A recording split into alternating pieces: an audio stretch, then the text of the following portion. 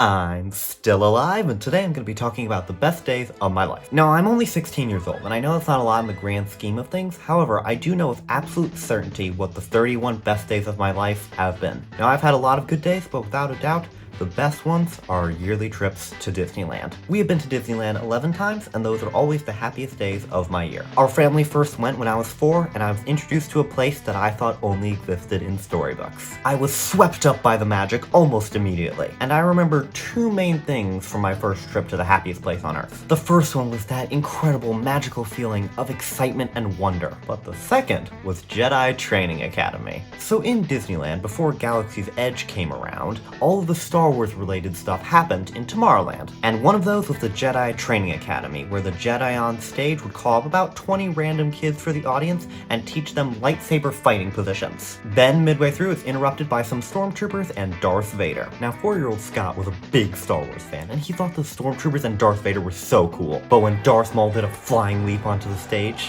I got pretty scared. We hadn't seen the prequels yet, and I had never seen something this scary, much less in real life. Now, the way it worked was the big kids fight Darth Maul, and the little ones go up against Darth Vader. 4 is about the youngest you can do it, so I was going to fight Vader, but I was still so terrified. Once again, 4-year-old Scott loves Star Wars, and in that moment, wearing a Jedi robe and holding my green lightsaber, I felt like a real Jedi, and I wanted to live up to my hero, Luke Skywalker. I was wearing their Jedi robe and holding their lightsaber. Running away would completely ruin the Jedi's reputation. So I held my head high at the back of the line and prepared to face Vader. I could feel the Force flowing through me in that moment. This was the Jedi way.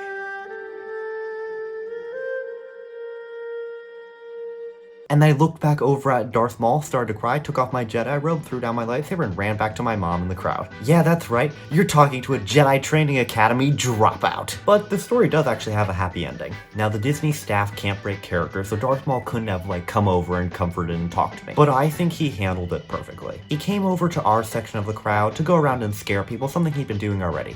But when he got to me, he reached out his hand, and he gave me a fist bump. This guy turned what could have been a traumatic experience and possibly could have turned me off of Star Wars for life into a funny, happy memory. I credit this man as part of the reason I want to work at Disney. I cannot imagine an employee of any other company in the world who was in that situation and would have handled it that well. So thank you to Darth Maul. I believe that you have genuinely altered my life so much for the better. But anyway, moving on from that massive tangent, every single year our Disney trips are amazing. For the first few years, on some day in late May, our parents would surprise us and tell us that we were going to Disneyland that day. Then we'd get in the car and drive for hours to get there. We'd spend the late afternoon and evening at the park, then we'd spend the full next day there, and then on the last day we would spend half of the day at the park and then the other half driving home. We did this for maybe 5 years in total before our mom got free park hopper tickets for 2 full days in the park, and then we started doing that instead. So now every single year, the 3 happiest days